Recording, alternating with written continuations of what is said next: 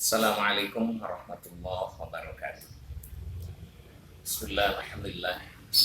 Salli wa sallim ala rasulillah wa ala alihi wa ashabihi wa mawala. Wa ba'd. A'udzu billahi minasyaitonir rajim. Bismillahirrahmanirrahim. Zaharul fasadu fil barri wal bahri bima kasabat aydin nas. Liyudhiqahum ba'dal ladzi 'amilu la'allahum yarji'un. Wa qala la yusibana illa ma kataballahu lana wa maulana wa 'ala Allahi falyatawakkalul mu'minun. Shadaqallahul 'azim wa shadaqa rasulun nabiyil karim. Segala puji bagi Allah. Salawat salam semoga tetap dilimpah curahkan kepada baginda Rasulullah sallallahu alaihi wasallam. Ikhwan fiddin, ikhwan fillah. Kita sebagai umat muslimin yang berhaluan akidah Ahlus Sunnah wal Jamaah. Kita bukan Jabariyah yang segala sesuatunya hanya menyerahkan pada Tuhan, pada Allah. Yang kalau istilah Sunda yang Allah itu bukan. Kemudian yang kedua, kita juga bukan Qadariyah yang hanya bersandar kepada syariat atau adat saja. Tapi kita sangat menghormati syariat dan hakikat. Artinya kita sangat menghormati usaha zahir, ikhtiar zahir, dan kita juga menghormati tentang hakikat segala sesuatu. Nah, itulah akidah Ahlus Sunnah wal Jamaah.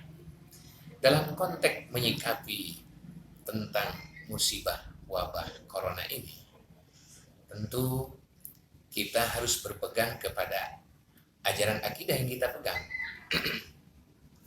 kita pegang. Kenapa kita harus menghormati ikhtiar? Kita harus menghormati usaha. Khususnya dalam masalah menyikapi tentang musibah wabah virus corona. Kita harus berusaha, artinya harus menghormati aspek medikal. Kita harus menghormati aspek standar kesehatan. Allah berfirman di dalam Al-Quran, A'udzu billahi minasyaitonir rajim. Innallaha la yughayyiru ma bi anfusihim hatta yughayyiru ma bi anfusihim. Allah tidak akan merubah nasib sebuah kaum, tidak akan merubah nasib sebuah bangsa, termasuk bangsa kita Indonesia. Apakah itu dalam aspek ekonomi, sosial, budaya, teknologi, termasuk dalam aspek kesehatan. Allah tidak akan merubah nasib kaum atau bangsa, termasuk bangsa kita. Termasuk dalam masalah menyikapi aspek corona ini. Hatta yughayyiru ma bi anfusihim, sehingga mereka mau merubah terhadap nasibnya mereka sendiri. Ini adalah merupakan ayat syariat yang mengharuskan kita berusaha. Maka oleh karena itu, kita ini harus berusaha melaksanakan ikhtiar agar kita tidak terserang dengan COVID-19. Bahkan di dalam ayat lain, laha ma kasabat wa 'alaiha maktasabat. Manfaat buat dirinya apa yang mereka lakukan. Termasuk kita memperhatikan aspek medis. Wa 'alaiha maktasabat, dan madarat bagi dirinya apa yang dia lakukan. Kalau kita memperhatikan aspek kesehatan, kita akan terhindar dari wabah ini. Tapi sebaliknya, kalau kita tidak memperhatikan aspek kesehatan, ini akan menjadi madarat buat kita dan bahkan bangsa kita, kalau kita berbicara dalam konteks bangsa. Dan dua ayat ini adalah merupakan ayat syariat yang kedua-duanya mengharuskan kita berusaha, kita berikhtiar dalam apapun, dalam ekonomi, di dalam pendidikan atau di dalam kesehatan termasuk di sini. Nah, tapi di samping itu kita juga sangat menghormati terhadap hakikat. Karena Allah di dalam Al-Quran juga berfirman di dalam surah At-Taubah, A'udzubillahi minasyaitonirrajim. Kul la yusibana illa ma kataballahu lana huwa maulana wa 'alallahi falyatawakkalul mu'minun. Artinya, tidak akan pernah ada yang mampu membuktikan sesuatu. Seperti api tidak akan pernah mampu membakar seseorang atau apapun. Golok tidak akan pernah mampu melukai seseorang. Peluru tajam tidak akan pernah mampu membunuh seseorang.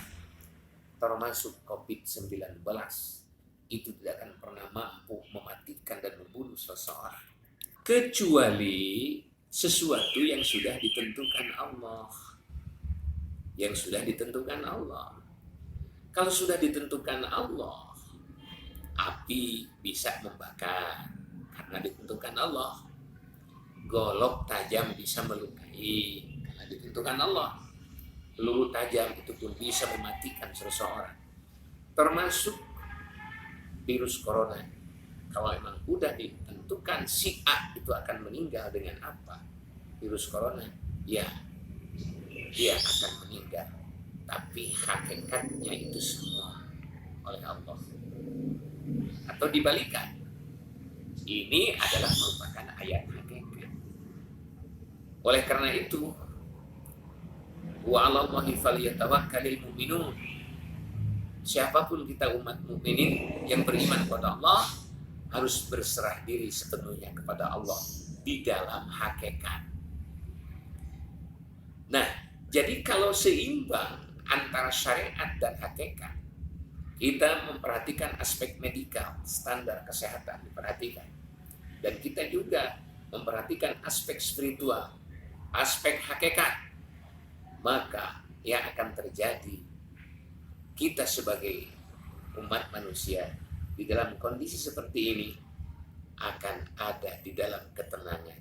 Tenang di dalam kewaspadaan, waspada di dalam ketenangan. Karena peristiwa apapun termasuk COVID-19 ini dilihat dari aspek tauhid, itu tidak